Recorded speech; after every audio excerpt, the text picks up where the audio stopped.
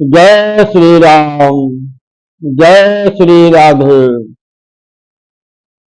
देखिए, भगवान का नाम जैसे लिखा है कि भाव कुभाव अनख आलसहु, नाम जपत मंगल दिश दसहु। भाव या कुभाव से आप भगवान का नाम लेंगे तो भी दसों दिशाओं में मंगलमय होगा। आपका मन लगता है या नहीं लगता, परंतु आप कर्म कर रहे हैं, भगवान का नाम ले रहे हैं, इस कारण से उसका फल आपको अवश्य मिलेगा। आपका मंगल ही मंगल होगा, यह सत्य है। परंतु भगवान का नाम अगर भाव से लिया जाए और मन से लिया जाए तब तो अति उत्तम है। जब बिना मन से भगवान का नाम लेने से ही फल होता है, तो हम भगवान का नाम भाव और श्रद्धा के साथ लेंगे और उनकी कथा सुनेंगे, तब तो अति ही उत्तम है। जैसे एक बार गोकर्ण ने, भागवत की कथा है, एक बार गोकर्ण ने धुंधकारी अपने भाई को श्रीमद् भागवत महापुराण की कथा सुनाई।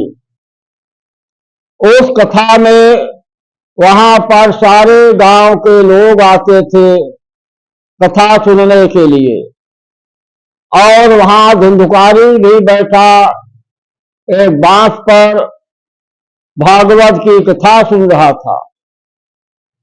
कथा पूरी होने के बाद भगवान के पार्षद एक विमान लेकर के वहां कथा स्थल पर आ गए और बोले धुंधकारी से कि धुंधकारी आइए, आपको जो है गोलोक धाम भगवान के पास चलना है।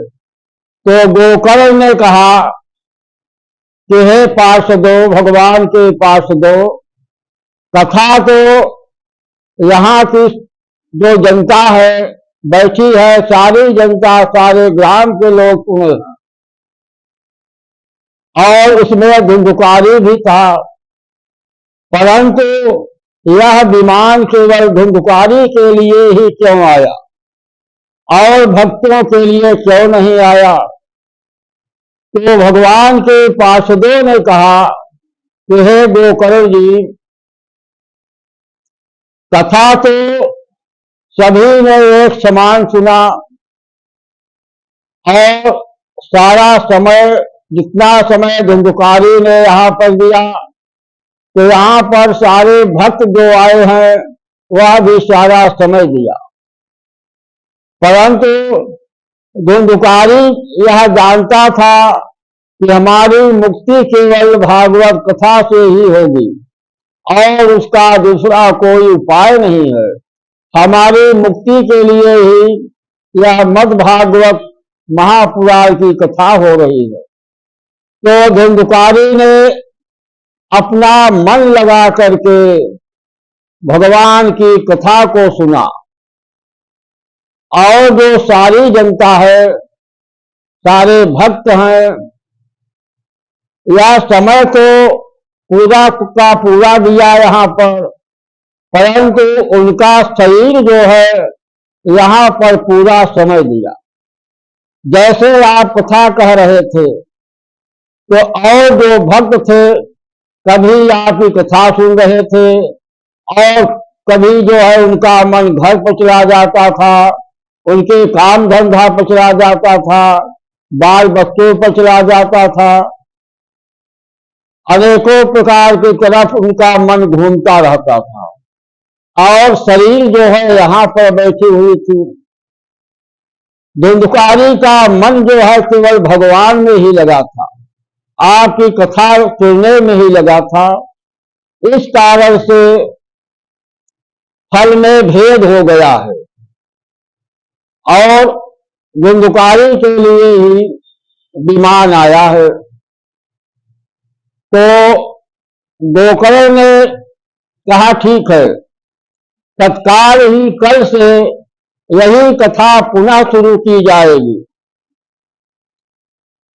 तो दूसरे दिन कथा पुनः जो है प्रारंभ हुई और जो वहां पर भक्त आते थे सारे के सारे भक्त आए, जो बाकी थे वो भी आए और यह जान गए कि यहाँ पर हम बैठेंगे, जब मन हमारा भगवान की कथा में लगेगा तभी जो है हमको विमान मिलेगा। अगर हमारा मन नहीं लगेगा तो विमान नहीं मिलेगा, हम फिर यहीं पर रह जाएंगे। तो दूसरे दिन जब कथा प्रारंभ हुई तो सारी जनता पुनः आई और ज्यादा जनता आई वहां पर और कथा गोकर्ण जी ने सुनाया। सबने मन लगा करके भगवान की कथा सुनी। श्रीमद् भागवत महापुराण की कथा खूब मन लगा कर सुनी। तो उस बार जो थे धुंधकारी के लेने के लिए भगवान के पार्षद आए थे और इस बार भगवान श्री कृष्ण बहुत बड़ा जो है विमान लेकर के आए और वहां की सारी जनता को, पूरे गांव को उस विमान पर बैठा करके गोलोक धाम को चले गए। देखिए, मन लगाने में और बिना मन लगाने में यही अंतर हो जाता है। आप मन से कहे या मन से कहे, मनुष्य जब गुड़ खाएगा तो मीठा तो आएगा ही, परंतु जब मन से कार्य किया जाएगा तो उसमें आनंद बहुत आएगा। और बिना मन से किया जाएगा, आप हनुमान चालीसा पढ़ते हैं, जाप करते हैं, पाठ करते हैं, रामचरितमानस का पाठ करते हैं, मन लगा करके प्रेम भाव के साथ पढ़ेंगे तो उसमें बहुत आनंद आएगा। और बिना मन के पढ़ेंगे तो कथा तो पूरी होगी, मन से कहेंगे तब भी रामचरितमानस का पाठ होगा, बिना मन से कहेंगे तो भी जो है रामचरितमानस का पाठ होगा। पाठ तो पूरा होगा, आप मन से कहें या बिना मन के कहें, परंतु उसमें फल में भेद हो जाता है।